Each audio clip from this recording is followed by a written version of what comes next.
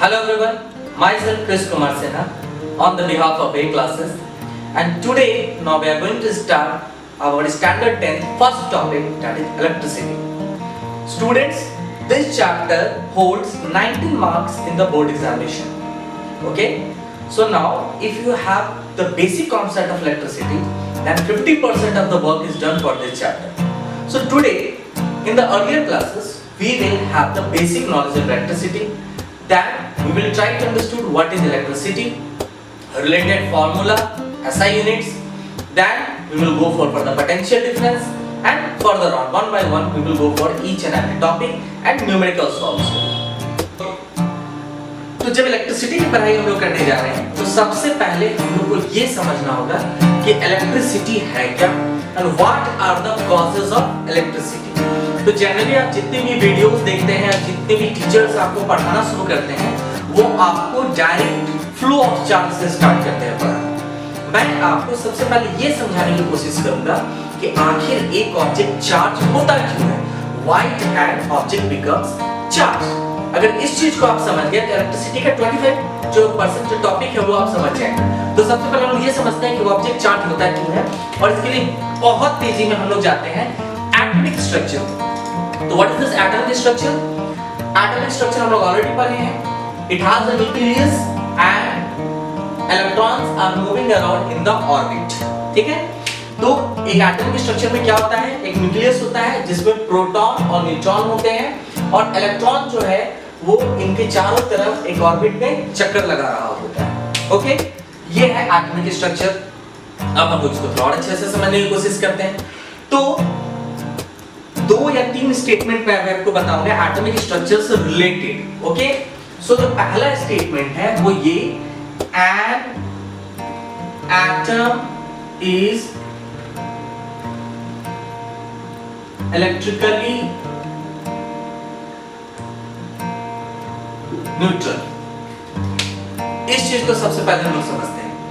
An atom is electrically neutral. एक atom अगर उसके साथ कोई छेड़छाड़ न किया जाए वो इलेक्ट्रिकली न्यूट्रल होता है। ठीक है, तो क्यों होता है इलेक्ट्रिकली न्यूट्रल, इसको समझने के लिए हम लोग ये समझते हैं। Proton have positive charge, neutron has zero charge and electron is representing negative charge. Okay, एक एटम में प्रोटॉन जो होता है वो पॉजिटिव चार्ज कंसीडर करता है, गेन करता है या अचीव करके रखता है। प्रोटॉन होता है उसको हम लोग प्लस चार्ज कहते हैं। एक जो इलेक्ट्रॉन होता है वो आपका नेगेटिव चार्ज कंसीडर करता है, plus charge and minus charge. Neutron जो होता है वो बिल्कुल जीरो होता है।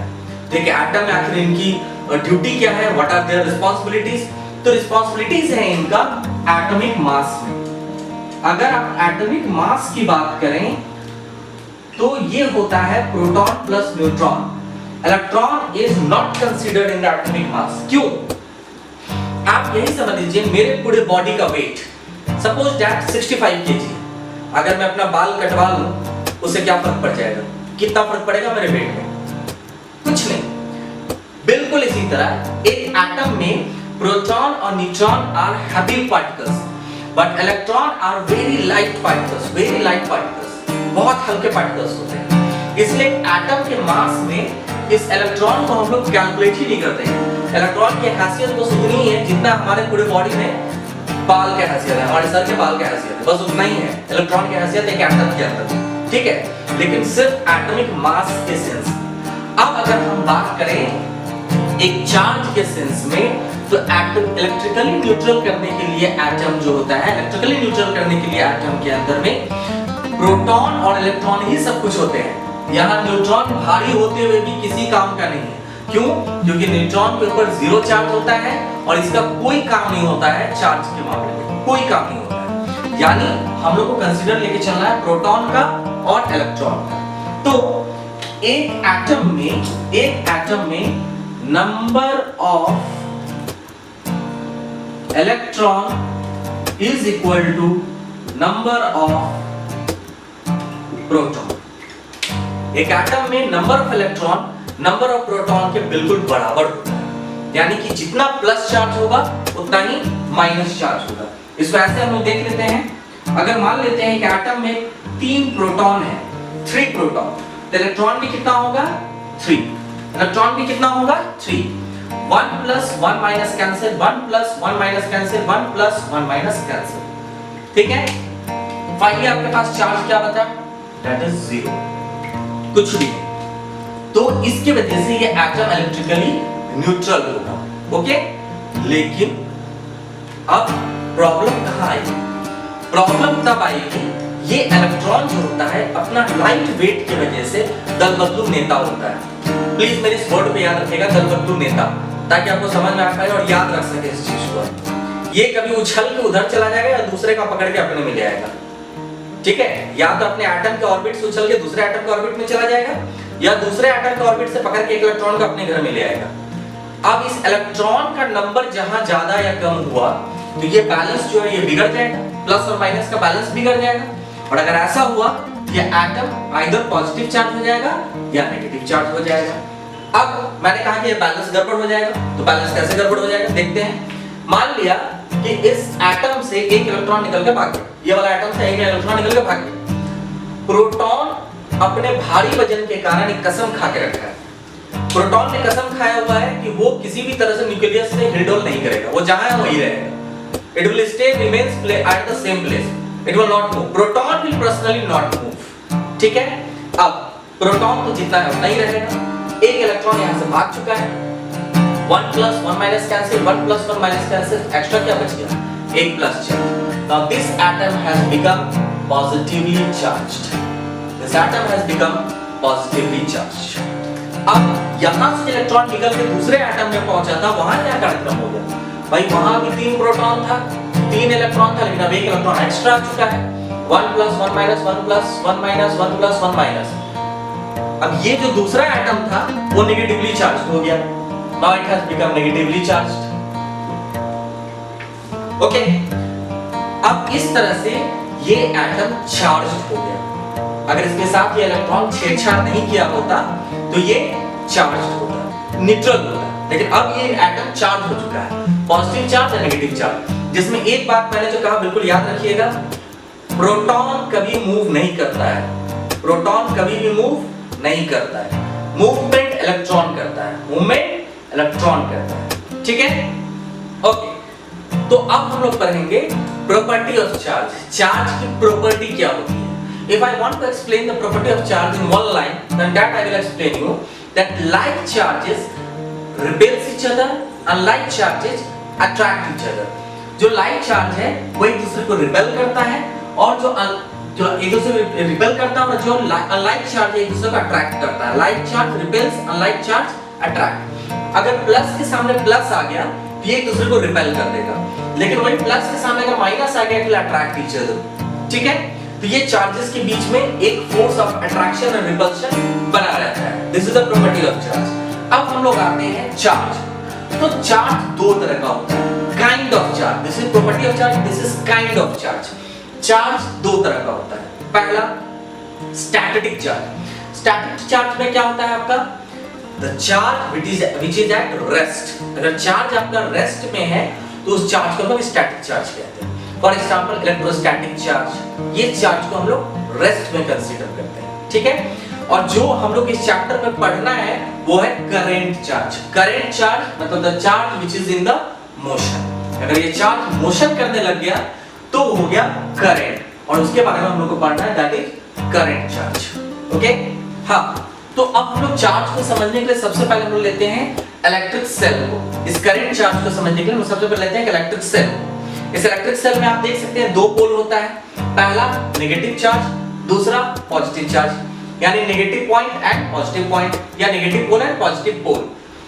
अब तो आप अच्छी तरह समझ सकते हैं, जहां पॉजिटिव चार्ज है बहुत सारे पॉजिटिवली चार्ज एटम्स होंगे, और जहां नेगेटिव बहुत सारा दिखा रहा है ऐसे एटम्स होंगे जिनमें बहुत सारा इलेक्ट्रॉन होगा, ढेर सारे इलेक्ट्रॉन्स होंगे, लेकिन अट्रैक्शन दोनों के बीच बना हुआ है, प्लस चार्ज और माइनस चार्ज के बीच में अट्रैक्शन बना हुआ है। लेकिन इस ड्राई सेल के अंदर ऐसा अरेंजमेंट किया गया है कि ये चार्ज डायरेक्टली उछल के प्लस पॉइंट तक नहीं जा सकता है।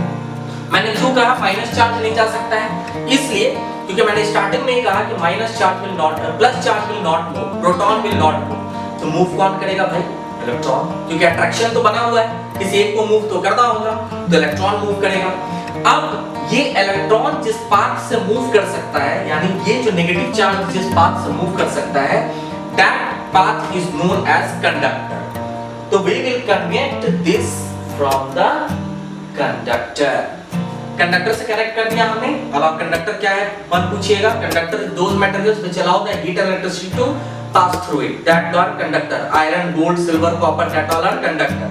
अब यहाँ देखिए माइनस प्लस, जैसे मैंने कनेक्ट किया इस कंडक्टर से, क्या होगा, electron will start moving from minus charge from negative pole to positive pole. ठीक, यानी कि फ्लो ऑफ इलेक्ट्रॉन से स्टार्ट हो जाएगा। यहाँ पर क्या स्टार्ट हो जाएगा, flow of electrons, and this is known as electricity.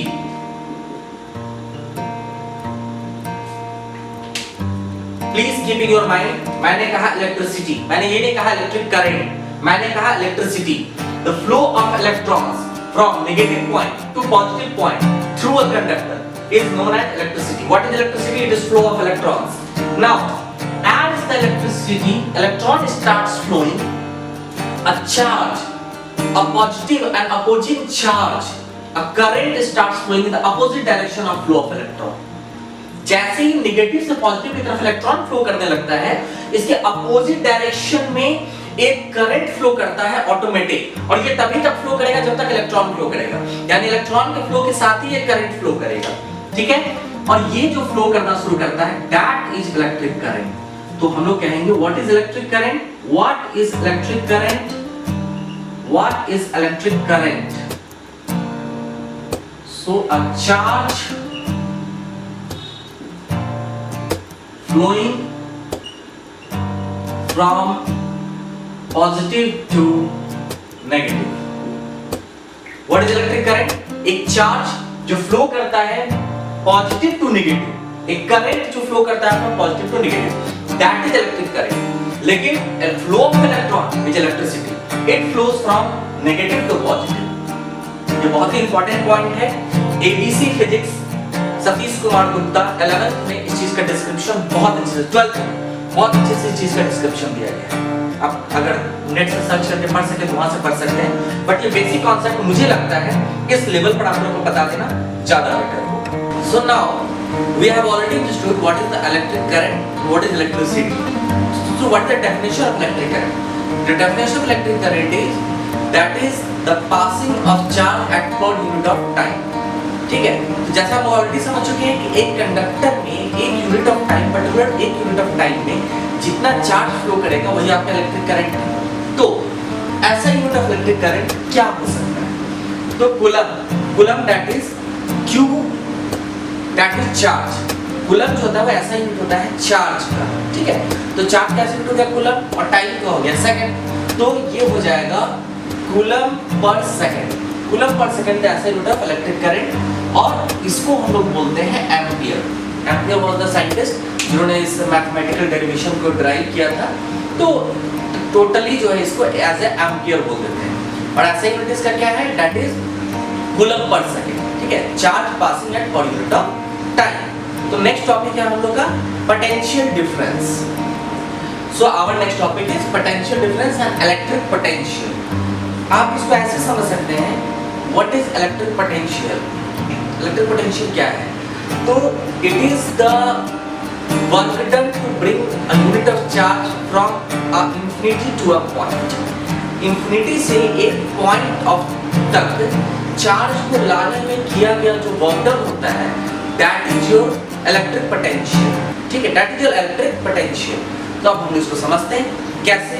तो इसको आप लोग ऐसे समझ लीजिए, ये एक पॉइंट है दैट इज इंफिनिटी, ये इंफिनिटी पॉइंट है, ओके। और यहाँ से ये है पॉइंट ए।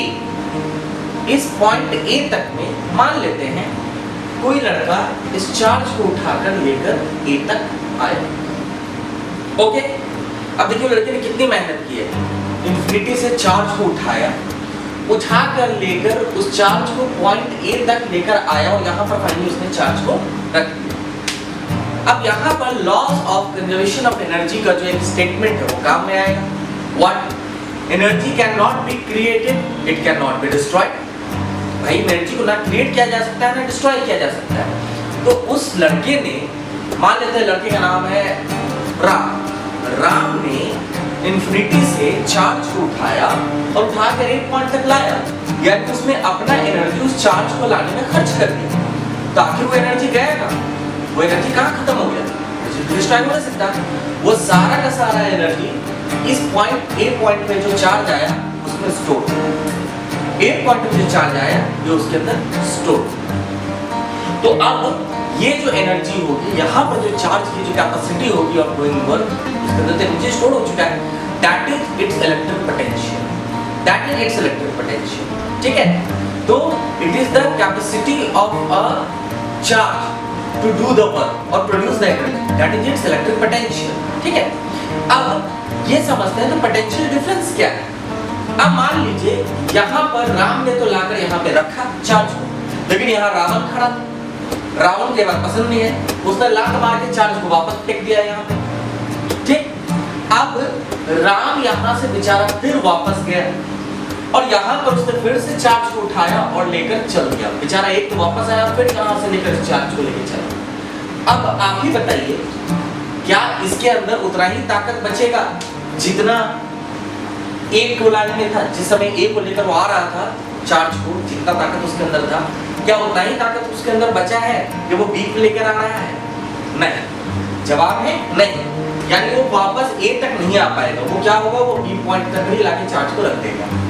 अब ए पॉइंट के चार्ज में जो इलेक्ट्रिक पोटेंशियल होगा वो क्या बी पॉइंट के चार्ज में होगा? Which one has the greater electric potential, A और B? Definitely A. A has the greater electric potential compared to the B. So the difference of electric potential between 2 points, yeah, difference of charge between the 2 points is known as potential difference. That is known as potential difference. It is the difference of charge between the 2 points. ठीक है? That is known as the potential difference. तो finally मेरा statement क्या था? It is the work done to bring the one point of charge to the particular point, from infinity to the point, to a point. यानी कि charge को लाने में किया गया वर्क जो है, जो चार्ज को लेकर आने में किया गया वर्क है, वही आपका है पोटेंशियल, इलेक्ट्रिक पोटेंशियल, और दो पॉइंट के बीच इलेक्ट्रिक पोटेंशियल होगा, that is the potential difference. तो इसको आप कैसे लिख सकते हैं? ऐसे, joule per coulomb work done to bring the per unit of charge, work done to bring per unit of charge. Work done का ऐसा यूनिट क्या होता है? जूल। चार्ज का क्या होता है? कूलम। यानी joule per coulomb is equal two volt, joule per coulomb is equal two volt. और इसको हम डिनोट क्या चीज से करेंगे? V से। वोल्ट जो थे वो मैथमेटिशियन साइंटिस्ट थे जिन्होंने इस मैथमेटिकल कैलकुलेशन को किया था, इसलिए इसका ऐसा यूनिट वोल्ट, और ये है क्या? Joule per coulomb. तो अब इसको क्रॉस करने के लिए जो चार्ज है उसको भी बहुत सारा अपोज झेलना पड़ता है। तो this resistance, this oppose is known as the resistance of a conductor. ठीक है, अब आप समझ लो, यहाँ पर मैं एक रूम और बढ़ा देता हूँ और इसमें एक और गेट लगा दिया मैंने, और इसमें भी 100 मिला के डाल दिया। अब राम को ज्यादा अपोज झेलना पड़ेगा या कम अपोज झेलना पड़ेगा? 100% ज्यादा अपोज झेलना पड़ेगा। यानी जैसे जैसे मैं रूम का लेंथ बढ़ाता जाऊंगा वैसे वैसे राम को ज्यादा रेजिस्टेंस झेलना पड़ेगा। ठीक, यानी resistance is directly proportional to the length of conductor. Conductor का अगर लेंथ आप इंक्रीज करते हैं तो रेजिस्टेंस भी इसका इंक्रीज करेगा। अब मैं ऐसा करता हूँ, आदमी उतना ही रहने देता हूँ 100 आदमी, और रूम की चौड़ाई बढ़ा देता हूँ। ठीक है, दोनों रूम की चौड़ाई बढ़ा देता हूँ, यानी रूम का एरिया इंक्रीज कर दिया मैंने। क्या लगता है, राम का अपोज कम होगा या ज्यादा होगा? डेफिनेटली कम होगा। एरिया बढ़ाने से वो 100 आदमी थोड़ा दूर दूर चले जाएंगे, मॉलिक्यूल्स और एटम्स जो होंगे थोड़ा ज्यादा स्पेस मिल जाएगा, तो इलेक्ट्रॉन को फ्लो करने के लिए थोड़ा ज्यादा स्पेस मिल जाएगा, राम को जाने के लिए ज्यादा जगह मिल जाएगा। ठीक है, that is inversely proportional to the area. यानी resistance of a conductor is directly proportional to the length, length will increase, resistance will increase, but inversely proportional to the area. Area will decrease, area will increase, resistance will decrease, area will decrease, resistance will increase। ठीक है, ये inversely, अब ये inversely proportional को आपको हटाना है, तो जहां इनवर्सली प्रोपोर्शनल को हटाएंगे तो यहाँ लगेगा एक कांस्टेंट, और that constant is known as rho, L by A, and this rho is known as resistivity of the conductor, resistivity of the conductor। क्योंकि number of molecules, number of free atoms, number of free electrons her metal में अलग-अलग होते हैं and that is it's constant per unit charge. Per unit में जितना resistance produce होगा that is the resistivity of particular conductor. ठीक है, तो ये हो गया आपका रेजिस्टेंस। रेजिस्टेंस को हम लोग जो डिनोट करते हैं that is from ohm, it is denoted by ohm, this is the sign and that is ohm was the scientist who discovered this resistance and who calculated this resistance, so it is denoted by resistance ohm and this is the sign of ohm। अब जो सबसे important topic है आपके इस chapter का that is Ohm's law. ये Ohm's law अभी से लेकर आप जब तक इलेक्ट्रिसिटी पढ़ते रहेंगे ये आपको पढ़ता है और ये कहीं ना कहीं आपको रिलेट होता रहेगा। तो what is Ohm's law? I equal to V by R। I आप लोग जानते हैं that is electric current, V potential difference और R इज रेजिस्टेंस।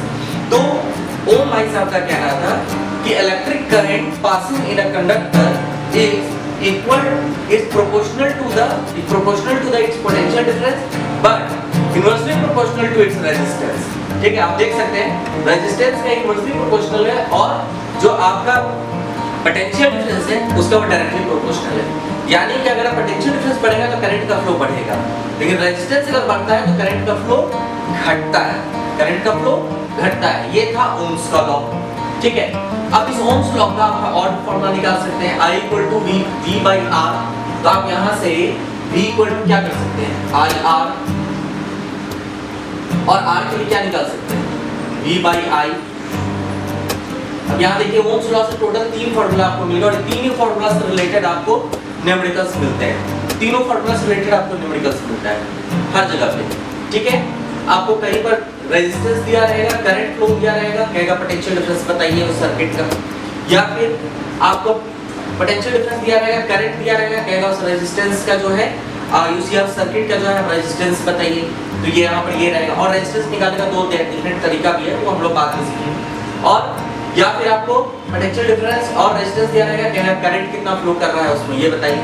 ये तीनों फॉर्मूला का इस्तेमाल हम लोग करते हैं और न्यूमेरिकल सॉल्व करने में इसका हम लोग आगे भी करेंगे। ये फॉर्मूला आपको याद रखना है। ठीक है, तो this is only the Ohm's law, बस हो गया, इतना ही है दिस इज कुछ नहीं, बस ये 3 फॉर्मूला है that is its Ohm's law, that's it. तो अब अपना नेक्स्ट टॉपिक है इस चैप्टर में that is electric power. Ohm's law के बाद जो हम लोग को पढ़ना है वो that is electric power. Electric power क्या है? Amount of electric energy consumed per unit of time. Electric energy कितना कंज्यूम हुआ, कितना खर्च हुआ पर यूनिट ऑफ टाइम में, that is known as electric power.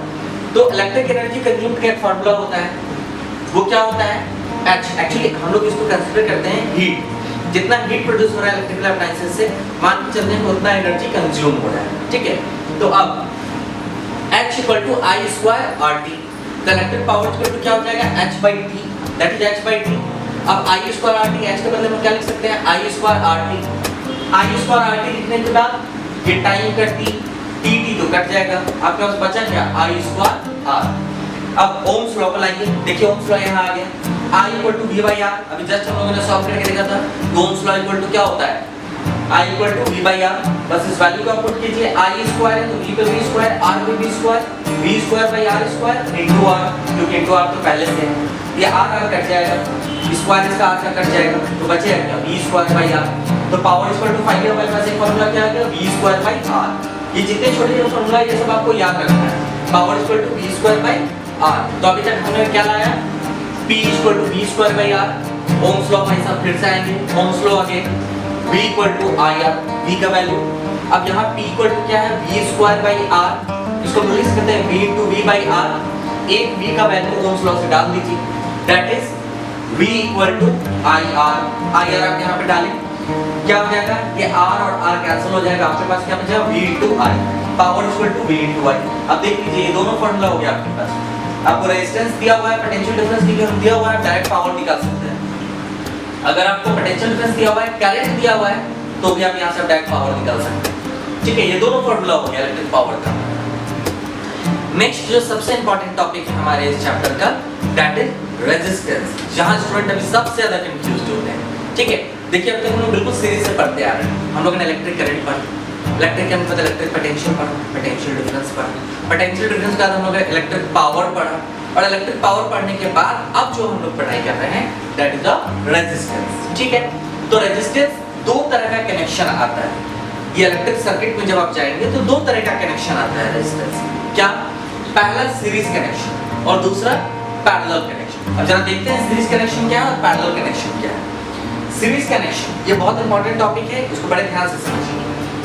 जब रेजिस्टेंस बैक टू बैक जुड़े, यानी कि एक रेजिस्टेंस का एंड दूसरे रेजिस्टेंस के एंड से जुड़ा, तो वैसे कनेक्शन को हम लोग सीरीज कनेक्शन कहते हैं।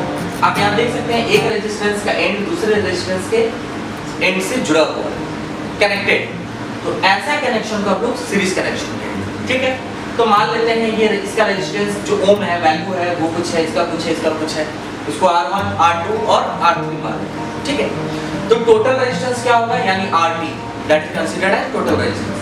RT क्या हो जाएगा, सीरीज कनेक्शन में अगर है आपका कनेक्शन रेजिस्टेंस का जुड़ा हुआ, that it will be R1 plus R2 plus R। Very simple, बस लाइन से आपको जोड़ते चले जाना और कुछ नहीं करना। ठीक है, अब सेकंड टाइप का कनेक्शन में आता है, that is parallel connection. Parallel connection में क्या होगा, किसी भी रेजिस्टेंस का एंड एक दूसरे से कनेक्टेड नहीं होगा। आप देख सकते हैं यहाँ पे R1, R2, R3 किसी का भी एंड एक दूसरे से कनेक्टेड नहीं। This is the parallel connection. ठीक है, पैरेलल कनेक्शन में क्या हो जाएगा, टोटल रेजिस्टेंस, इसका फार्मूला होता है 1/RT is equal to 1/R1 plus 1/R2 plus 1/R3 up to ये जहां तक चला है, ये अप टू जहां तक चला है dot dot dot plus RN तक, ये अब तक जहां तक चला जाए डॉट डॉट डॉट 1/R जहां तक चला जाए, जितना भी रेजिस्टेंस ऐड हो जाए इस तरीके से। तो ये हो गया दोनों का फार्मूला, जिसको आप याद रखिएगा। और ये आपको आइडेंटिफाई करना है सीरीज कनेक्शन है या पैरेलल कनेक्शन, उसको आइडेंटिफाई करके फाइनली उसको आपको सॉल्व करना है। ठीक है।